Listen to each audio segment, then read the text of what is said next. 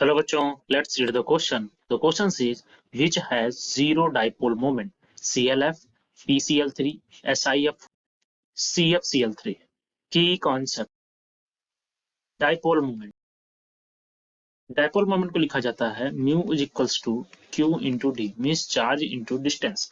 हम सभी कंपाउंड्स में हर एक बॉन्ड का डाइपोल मोमेंट के वेक्टर का डायरेक्शन देखेंगे और जहां पर भी बॉन्ड का dipole moment vector cancel out हो जाएगा वहां पे डाइपोल मोमेंट जीरो हो जाएगा।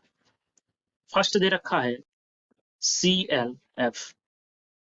क्लोरीन के आउटरमोस्ट शेल में 7 इलेक्ट्रॉन होते हैं, तो 1 2 3 4 5 6 7। एक फ्लोरीन अटैच है, एक फ्लोरीन इससे अटैच हो जाए जिसके कारण से इसका जो शेप आता है वो लीनियर और डाइपोल मोमेंट का जो वेक्टर होता है वो सिर्फ इस डायरेक्शन में।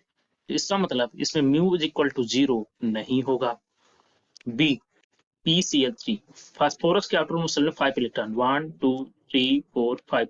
3 Cl है तो 3 Cl 3 इलेक्ट्रॉन के साथ जुड़ जाएंगे। इसका शेप आता है pyramidal shape, means phosphorus centre में,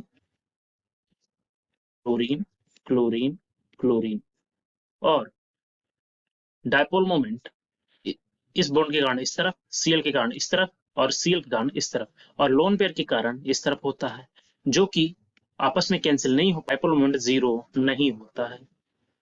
सी SiF4। सिलिकॉन के आउटरमोस्ट शेल में 4 इलेक्ट्रॉन, तो 1 2 3 4 और इससे अटैच हो जाएंगे जिसके कारण से इसका जो शेप आता है वो टेट्राहेड्रल, रेगुलर टेट्राहेड्रल आता है, मींस Si सेंटर में फ्लोरीन फ्लोरीन फ्लोरीन फ्लोरीन। तो ये रेगुलर टेट्राहेड्रल होने के कारण सभी वेक्टर, इसका वेक्टर इस तरफ, इसका वेक्टर इस तरफ, इसका वेक्टर इस तरफ, इसका वेक्टर इस तरफ, सभी कैंसिल आउट हो जाते हैं और म्यू इक्वल टू आता है जीरो, जिसके कारण से इसका डाइपोल मोमेंट जीरो हो गया है। डी दे रखा है CFCl3।